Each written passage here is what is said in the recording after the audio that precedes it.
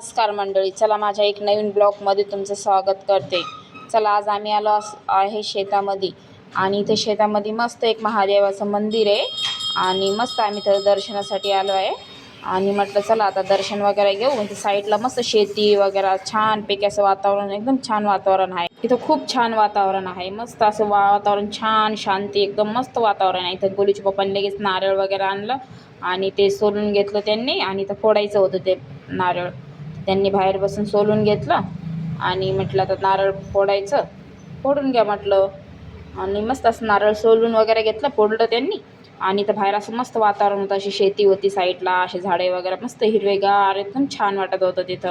आणि सानून गोलू असे मस्त मंदिरासमोर बसले होते आणि इकडून मस्त अशी इथं साईडला अशी मस्त पेरणी केलेली होती आणि अशी मस्त शेती हिरवीगार दिसत होती. आणि इथं मग मस्त मी व्हिडिओ शूट वगैरे करत होते आणि तोपर्यंत गोलूच्या पप्पा नारळ वगैरे फोडून घेतला, प्रसाद वगैरे लेकरायला दिला.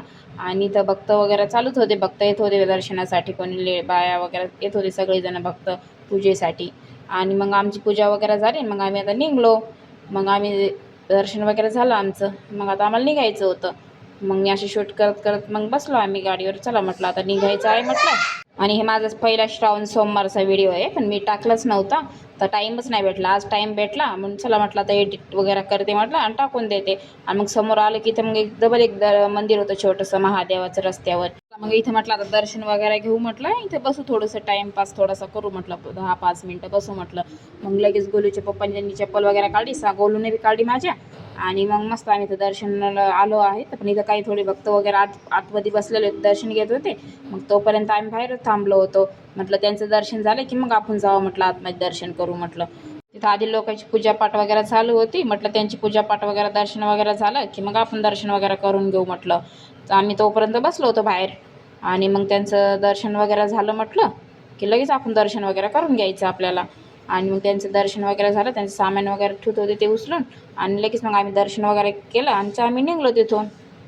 चला मग आम्ही निघलो इथून, तर लगे म्हणलं चला आता बाहेर जायचं म्हटल्यावर काहीतरी, मला तर बाहेर काही नाश्ता वगैरे, काही पावभाजी वगैरे खायची होती आम्हाला. बाहेर आलो मग आम्ही थोडं लगेच मग हॉटेलमध्ये गेलो चटक मटक खायला. म्हटलं चला मग आता हॉटेलमध्ये आलोच म्हटलं, चला म्हटलं आता पावभाजीची ऑर्डर द्या म्हटलं. मग त्यांनी पावभाजी वगैरे सांगितली आणि एक मस्त एक प्लेट भेळ सांगितली. आणि गोलूला विचारलं तर गोलू नाहीच म्हणतो, मला काहीच नाही खायचं. आणि त्याला लागत होती कॅडबरी, पण मग त्याला म्हटलं तुझी खूपच दाढ दुखते, तू नको खाऊ कॅडबरी, पण ते ऐकतच नव्हता. मग गोलूचे पप्पा म्हणले थांब तुला कॅडबरी वगैरे घेऊन देतो म्हटले मी. आणि मग तो शांत बसला. आणि मग आम्ही तिघंजण मस्त बसलो असे. मग तोपर्यंत मस्त गरम गरम पावभाजी आली ती सानूसाठी. सानूला पावभाजी खायची होती ना, मग तिच्यासाठी गरम गरम पावभाजी आली होती. मग तिच्यासोबत आम्ही सगळ्यांनी एन्जॉय केला. एक पाव त्याच्या पप्पानी खाल्ला, मी बी खाल्ला आणि सानूने बी खाल्ला. आणि इकडं लगेच मग माझी भेळ येणार होती आणि मला भेळ खायची होती ना. म्हटलं चला आता तर लगेच माझी भेळ आली म्हटलं, मग आता भेळ खाऊ म्हटलं. भेळ खूप छान होती तिथली, मस्त वाटत होती भेळ. आणि मग मस्त आम्ही एन्जॉय वगैरे केला आणि म्हटलं चला आता घरी जायचं आहे. मग घरी आलो आम्ही आणि गोलूला कॅडबरी वगैरे दिली होती रस्त्याने घेऊन, ते ऐकत नव्हता ना, त्याला कॅडबरी दिलीच घेऊन. मग चला म्हटलं आम्ही घरी आलो. आता घरी आले की दोघांची चालली मस्ती करणं. ते दोघंजण कुठं बी गेले की मस्तीच करतात, भांडणं वगैरे करतात.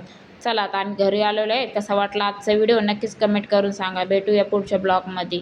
बाय.